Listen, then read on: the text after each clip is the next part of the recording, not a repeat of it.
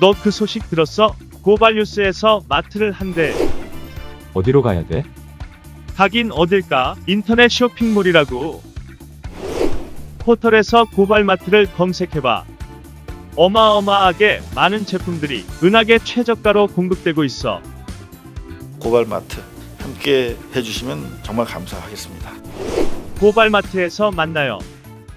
까도 끝없는 국임당 박형준 후보의 LCT 관련 의혹이 점입가경이다. 박형준 국민의힘 부산시장 후보 아내가 구입한 LCT 아파트의 판매자가 박형준 부부의 아들이라는 사실이 드러난 것. 박형준 후보는 뒤늦게 자신의 아들이 아니라 아내의 아들이라는 말로 빠져나가려고 했으나 여론의 역풍에 자멸하고 있다.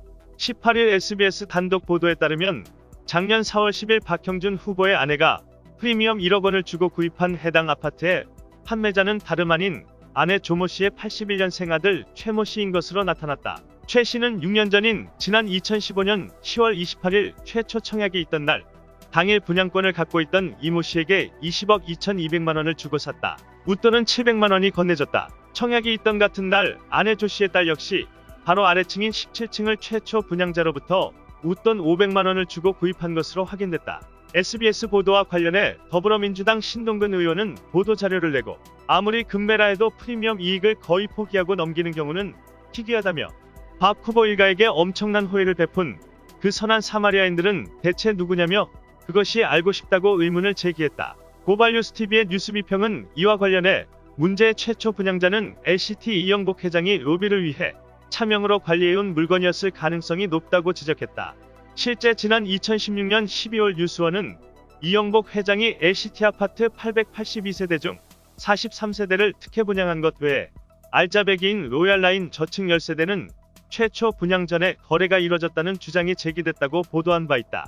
당시 LCT 최초 분양 전 로얄층 10세대 임자 따로 있었다는 제목의 기사에 따르면 해운대에서 20년 넘게 고급 아파트 분양 중개업을 한 A씨는 LCT 최초 분양이 있은 지 벌써 1년이 지난 시점에서 부동산 시장에 나온 적이 없는 특정 라인의 물건 10개가 존재한다고 주장했다.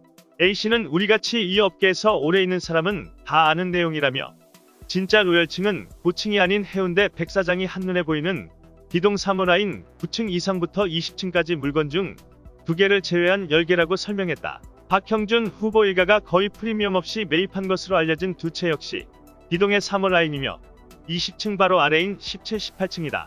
그런가 하면 LCT 인근의 공인중개사 사무소를 운영 중인 B씨는 시장 바닥에서 저 10세대 물건은 이름만 대도 다 아는 그런 사람들이 이 회장으로부터 받았다는 소문만 돈다고 했다. 그는 어차피 차명이다.